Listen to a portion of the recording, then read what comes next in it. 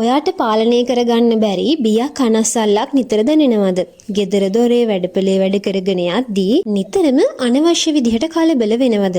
එහෙනම් මේ වීඩියෝ එක ඔයාටමයි. අද අපි කතා කරන්නේ ලෝකයේ බහුල මානසික ආබාධ තත්වයක් වෙන කාංසාව හෙවත් ඇන්සයිටි සහ ඒකෙන් මිදෙන්නේ කොහොමද කියන එක ගැනයි. එතෙන්ම ඕනම කෙනෙක්ට තමන්ගේ ජීවිතේ ඕනම අවස්ථාවකදී බියක් කනස්සල්ලක් කියන එක ඇති වෙන්න පුළුවන්. ඒක සාමාන්‍ය තත්වයක්. හැබැයි කාංසාව කියලා කියන්නේ අධික වශයෙන් පවතින බිය සහ කනස්සල්ල දීර්ඝකාලීන වශයෙන් පැවතීම.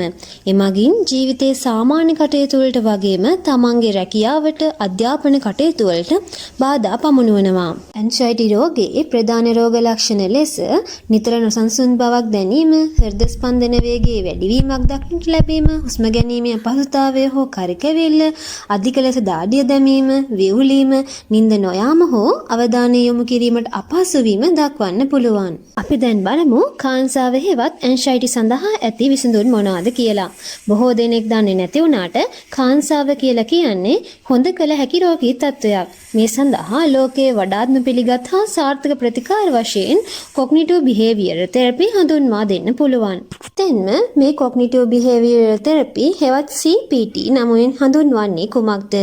මෙමගින් අපගේ මනසට එන ඍණාත්මක සහ අතාර්ථික සිතුවිලි හඳුනාගෙන ඒ වෙනුවට වඩාත් යථාර්ථවාදී සහ ධනාත්මක සිතුවිලි ඇති කරගන්නා ආකාරය කියා දෙනවා වගේම එමගින් අපගේ මනස මොළය සාමාන්‍ය විදිහට ක්‍රියා කරන ආකාරය කියා දෙනවා. නැවත පුහුණු කිරීමක් තමයි මෙමගින් වෙන්නේ.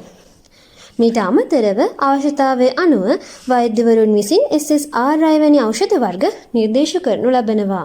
ඇන්සයිටි හෙවත් කාංසාව නැමැති රෝගී තත්ත්වයෙන් මිදීමට නම් ඔබට නිවසේදී කළ හැකි දේ මොනවාද?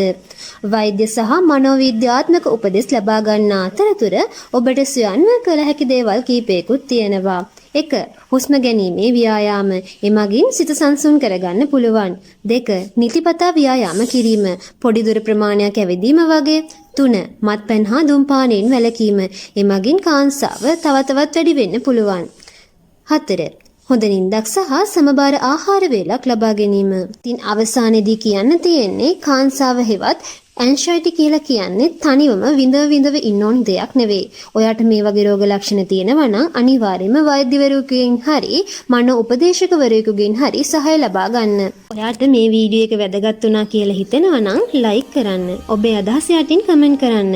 ඒ වගේම තවත් කෙනෙකුට මේක බලන්න ෂෙයා කරන්න. මෙවැනි වැදගත් වීඩියෝ දිගට බලන්න අපේ channel එක subscribe කරන්න අමතක කරන්න එපා.